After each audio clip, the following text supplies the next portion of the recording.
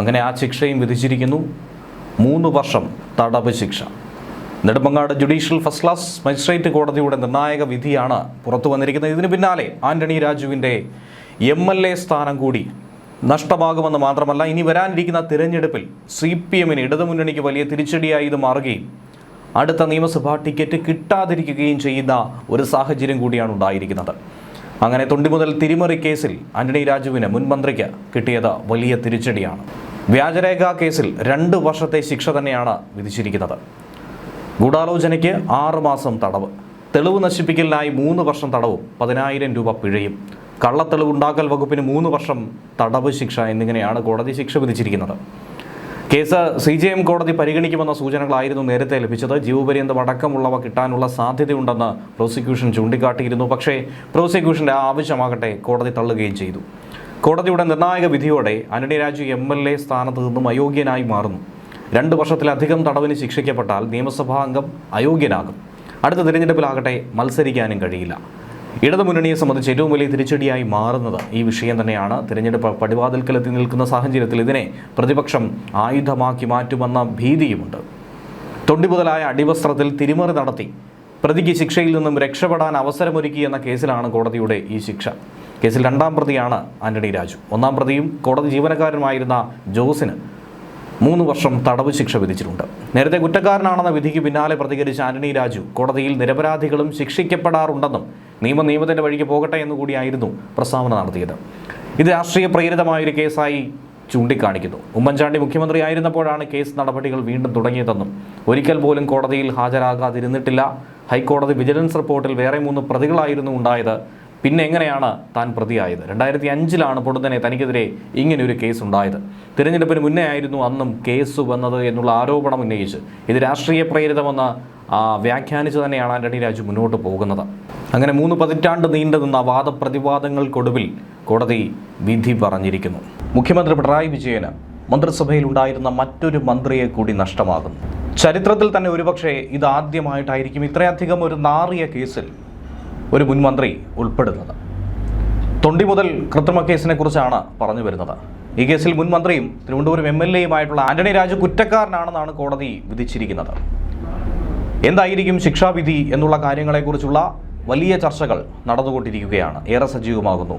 ഒരുപക്ഷെ 3 പതിറ്റാണ്ട് മുൻപത്തെ ഒരു കുറ്റകൃത്യത്തിന് വിധി പ്രഖ്യാപിച്ച് മുന്നോട്ട് പോകുമ്പോൾ ആന്റണി രാജുവിൻ്റെ ഭാവി എന്താകും എന്നുള്ള ആകാംക്ഷയടക്കം മാധ്യമങ്ങളിലൂടെ പലരും ചർച്ച ചെയ്യുന്നുണ്ട്. 34 വർഷം മുമ്പ് നടന്ന സംഭവത്തിനാണ് ഇപ്പോൾ വിധി പറയുന്നത്. Nedumangad judicial first class magistrate കോടതിയാണ് വിധി പറഞ്ഞിരിക്കുന്നത്. ആന്റണി രാജുവിനെതിരെ ചുമത്തിയിരുന്ന കുറ്റങ്ങളൊക്കെ, അതായത് ഗൂഢാലോചന, തെളിവ് നശിപ്പിക്കൽ, വ്യാജരേഖ ചമയ്ക്കൽ ഉൾപ്പെടെയുള്ള 8ഓളം നിർണായക വകുപ്പുകൾ കോടതിയിൽ തെളിഞ്ഞിരിക്കുന്നു. കേസിലെ 1ാം പ്രതിയായിട്ടുള്ള മുൻ കോടതി ജീവനക്കാരൻ KS ജോസും കുറ്റക്കാരനാണെന്ന് കോടതി തന്നെ കണ്ടെത്തി. ശിക്ഷാവിധിയെക്കുറിച്ചുള്ള വിശദ വിവരങ്ങൾ CJM കോടതി പിന്നീട് പ്രഖ്യാപിക്കും. ജീവപര്യന്തം വരെ ലഭിക്കാവുന്ന കുറ്റങ്ങൾ തന്നെയാണ് ചുമത്തപ്പെട്ടിരിക്കുന്നത്.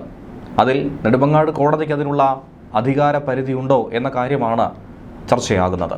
വിധിയിൽ 2 വർഷത്തിൽ കൂടുതൽ തടവ് ശിക്ഷ കിട്ടിയാൽ ആന്റണി രാജുവിന് MLA സ്ഥാനം നിമിഷ നേരം കൊണ്ട് തന്നെ നഷ്ടമാകും. കോൺഗ്രസിനാകട്ടെ വലിയ പ്രതിരോധം തീർക്കാനുള്ള ഒരവസരമായി അതിനെ നോക്കിക്കാണാനും സാധിക്കും.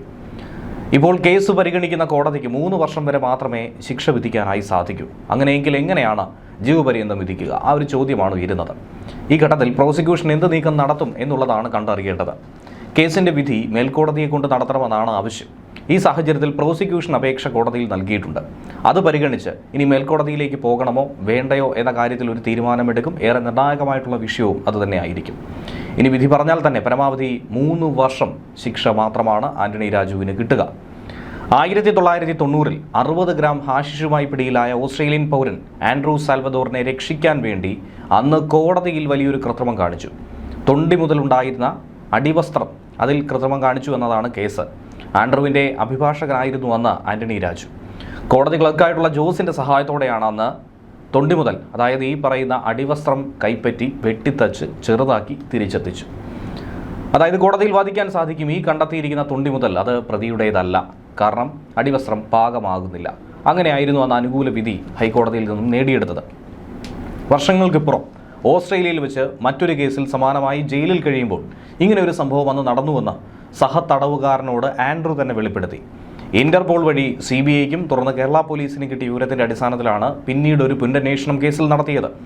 IPC 409 വിശ്വാസവഞ്ചന, 120B ഗൂഢാലോചന, 201 തെളിവ് നശിപ്പിക്കൽ, 465 വ്യാജരേഖ ചമയ്ക്കൽ തുടങ്ങിയ ഗുരുതര വകുപ്പുകൾ കോടതി ശരിവെച്ചിട്ടുണ്ട്. ഇപ്പോൾ വാദം കേട്ട കോടതിക്ക് ഈ വകുപ്പുകൾക്ക് പരമാവധി ശിക്ഷ വിധിക്കാൻ കഴിയാത്തത് കൊണ്ട് തന്നെ CJM കോടതി ശിക്ഷ വിധിക്കണമെന്ന് ആവശ്യപ്പെട്ടുകൊണ്ടാണ് പ്രോസിക്യൂഷന്റെ അപേക്ഷ. CJM കോടതി ആയിരിക്കും അങ്ങനെ ശിക്ഷാവിധി പറയുക. ജീവപര്യന്തം ശിക്ഷ വിധിക്കാവുന്ന കുറ്റമായതുകൊണ്ട് തന്നെ ആന്റണി രാജുവിൻ്റെ MLA സ്ഥാനം അടക്കം ഇനി വരാനിരിക്കുന്ന തിരഞ്ഞെടുപ്പിൽ മത്സരിക്കാനുള്ള നീക്കമടക്കം തുലാസിലായി. സാൽവദോറിൻ്റെ അഭിഭാഷകയുടെ ജൂനിയറായിരുന്ന ആന്റണി രാജു കോടതിയിലെ ക്ലർക്കിൻ്റെ സഹായത്തോടെയാണ് ഈ അട്ടിമറിയൊക്കെ തന്നെ നടത്തിയത്. എന്നാൽ പിന്നീട് ഈ വിവരം വെളിപ്പെട്ടതോടെ 1994 കേസെടുത്തു. കോടതിയിൽ സൂക്ഷിച്ചിരുന്ന അടിവസ്ത്രത്തിൽ കൃത്രിമത്വം നടന്നുവെന്ന് ചൂണ്ടിക്കാട്ടി അന്വേഷണ ഉദ്യോഗസ്ഥൻ പരാതി കൊടുത്തു. അങ്ങനെ പ്രതിക്ക് വേണ്ടി ഹാജരായ ആന്റണി രാജുവും കോടതി ജീവനക്കാരനായ ജോസും പ്രതികളായി മാറി. പിന്നീട് കേസ് അന്വേഷിച്ച പോലീസാകട്ടെ കോടതി ജീവനക്കാരനായിട്ടുള്ള കേസ് ജോസിനെ 1-ാം പ്രതിയാക്കി, ആന്റണി രാജുവിനെ 2-ാം പ്രതിയാക്കി കുറ്റപത്രം സമർപ്പിച്ചു. നെടുമങ്ങാട് കോടതിയിൽ വിചാരണ അന്തിമഘട്ടത്തിലെത്തുമ്പോൾ വഞ്ചനാകുറ്റം കൂടി പ്രതികൾക്കെതിരെ ചുമത്തണമെന്ന് ആവശ്യപ്പെട്ടുകൊണ്ട് മാധ്യമപ്രവർത്തകനായിട്ടുള്ള അനിൽ ഇമ്മാനുവൽ ഹൈക്കോടതിയെ സമീപിച്ചിരുന്നു. പിന്നീട് ഈ വകുപ്പ് കൂടി ഉൾപ്പെടുത്തിയാണ് കേസിന്റെ വിചാരണ പൂർത്തിയാക്കിയത്. കേസ് റദ്ദാക്കണമെന്ന് ആവശ്യപ്പെട്ട ആന്റണി രാജു സുപ്രീം കോടതി വരെ എത്തിയെങ്കിൽ പോലും വിചാരണ പൂർത്തിയാക്കാനാണ് കോടതിയുടെ നിർദ്ദേശം. കേസിൽ 29 സാക്ഷികളുണ്ടെങ്കിലും 19 പേരെ മാത്രമാണ് വിസ്തരിച്ചത്. കുറ്റപത്രം സമർപ്പിച്ച് 13 വർഷം കഴിഞ്ഞാണ് 30-ലധികം തവണ ഈ കേസ് മാറ്റിവെക്കേണ്ടി വന്നു. 1 വർഷത്തിനകം വിചാരണ നടപടികൾ പൂർത്തിയാക്കണമെന്ന അന്ത്യശാസനം സുപ്രീം കോടതിയുടെ ഭാഗത്തു നിന്നുമുണ്ടായി. അങ്ങനെയാണ് പുതിയ നടപടി സ്വീകരിച്ചത്.